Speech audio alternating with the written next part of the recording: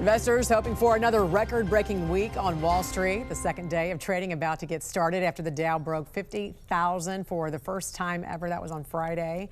The Dow did jump more than 1,200 points. Trump said the record was driven by tariffs and predicted the Dow will hit 100,000 by the end of his term.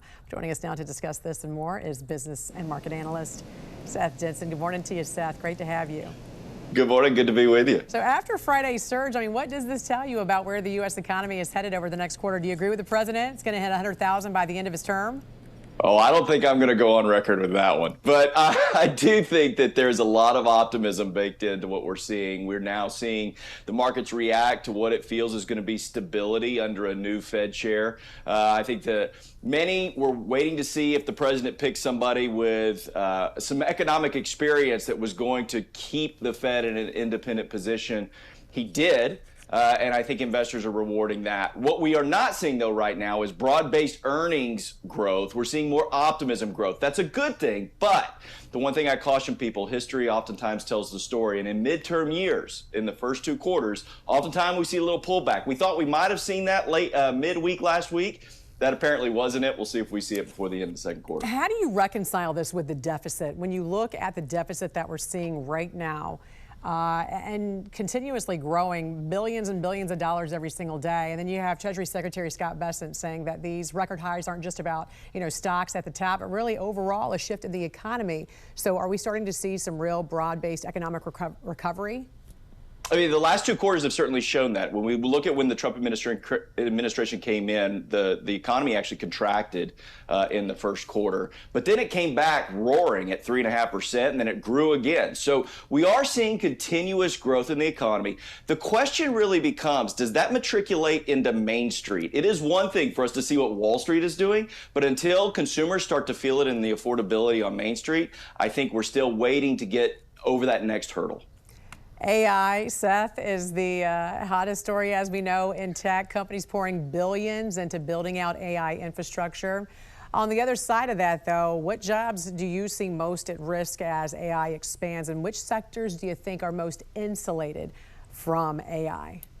Yeah, let's start with the latter first. I think the insulated jobs are those jobs that require some empathy, some human connection, authenticity. So you think healthcare and jobs like that. I also think that AI, and maybe I'm a bit Pollyannish on this, I think that AI is going to help good work expand, but take out a lot of the busy work. So my oftentimes message to people is that AI is not going to take your job. The person that learns to use it just might. Yeah, I agree. And it's kind of like satellite radio. They thought, it's going to kill radio. It just made it bigger. It just made it bigger, right? Zillow forecasting a gradual improvement in 2026 with monthly mortgage payments now about 8.5% lower than a year ago. And inventory really, Seth, slowly rising. So for families who've been, maybe sitting on the sidelines, is this finally the early signal that affordability is starting to turn a corner? I'm hoping, and we certainly need that inventory number to continue to go up. The problem we got, Jan, is that the 10-year Treasury yield and the bond rates oftentimes help predict the mortgage rates, and the 10-year Treasury yield is sticking well above 4%. If we can start to see that Treasury yield come down under 4%, I think that we are in for a good run on housing again. We'll see mortgage rates fall in line. My tip to people, though, is buy the house, not the mortgage rate. You can refinance, but also recognize, don't get overly optimistic about the future. Understand what you can afford now and stay within your means. All right, business and market analyst Seth Jensen. Great to see you. Thanks for joining us here on the National News Desk. We appreciate it. Thanks for having me. I'm national correspondent Kayla Gaskins on Capitol Hill. The national debt is climbing at a staggering pace. A new congressional report shows the debt grows by more than $6 billion a day. The national debt continues ticking in the wrong direction, now on track to hit the $39 trillion mark by April 12th. New data from congressional Republicans shows the debt increases on average $6.43 billion per day. Interest payments on the debt consume about 13% of the entire federal budget. Government watchdogs say this path is not sustainable. That number just seems like bananas, and it is. It is a national security problem. It's an economic problem. The National Taxpayers Union is renewing its call for a balanced budget amendment, arguing it could be the strongest tool to curb what it calls Washington's chronic overspending. Just the notion that the Congress shouldn't spend more in expenditures than it takes in tax revenues each and every year. That's basically the premise that most families abide by. A recent National Taxpayers Union poll found a majority of Americans, 54%, say cutting government spending is the best way to tackle the debt. Just 13% said raising taxes is the answer. Others are floating more unconventional solutions. Last week, Medicare and Medicaid Administrator Dr. Mehmet Oz suggested the national debt could be reduced if Americans worked longer and delayed retirement. To start working a year earlier, right out of high school, or work a year later, not retire, it would generate about $3 trillion. $3 trillion to the U.S. economy. That would more than remove the debt. Elon Musk has argued that only artificial intelligence and automation can prevent what he calls a financial collapse. We are 1,000% going to go bankrupt as a country and fail as a country without AI and robots. Nothing else will solve the national debt. Musk's Department of Government Efficiency did find billions of dollars in government waste and fraud, but even he admits it's extremely difficult to cut enough waste to change the big picture national debt problem. On Capitol Hill, I'm Kayla Gaskins. It's been 1 year since President Trump began his second term, and the Department of the Interior has emerged as a key player in the administration's push for energy dominance, economic growth, and national security. That message was front and center this week when President Trump spoke at the World Economic Forum, challenging global elites on energy, trade, and America First priorities. Joining us now to discuss is Interior Secretary Doug Burgum. Mr. Secretary, good morning to you. Good morning, Jan. Great to be with you. Well, thanks for joining us. And the administration says its focus has been on reversing failed policies and really refocusing the federal government on access, affordability, and he mentioned accountability yesterday. What would you say best defines the Interior Department's first year under President Trump's second term? Well, President Trump's had an amazing first year. Taxes are down, inflation is down, job growth is up, the border is secure, red tape has been cut.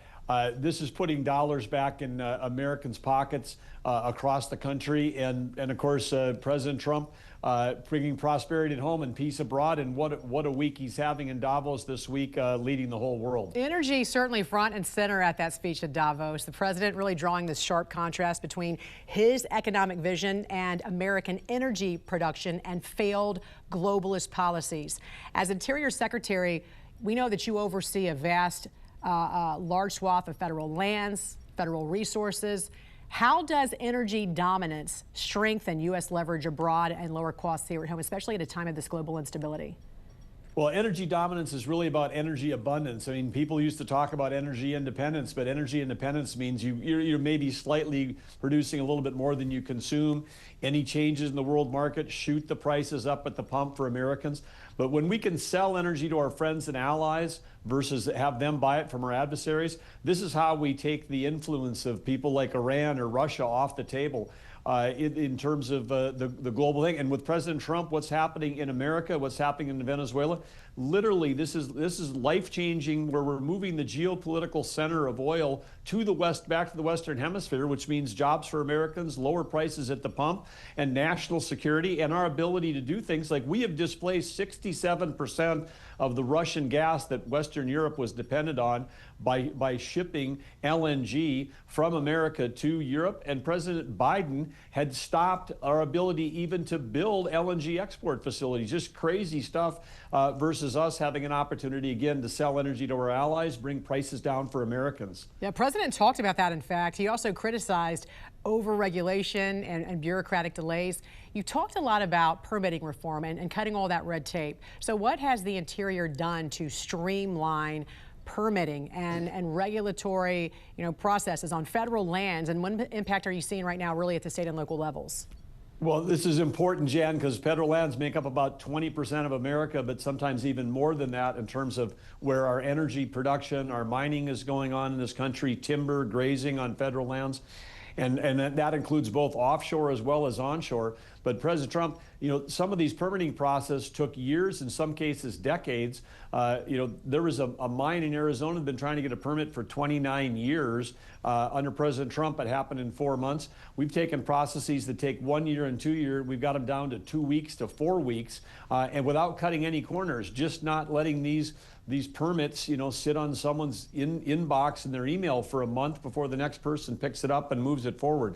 So it is in a whole new world. The private sector is learning they've got to move at the speed of Trump, and this is not the speed of government anymore. And President Trump is moving quickly, because if we don't have national security around energy, we don't have national security at all. And so he gets it, he understands it, and energy diplomacy is one of the reasons he's been able to end these 8 wars abroad.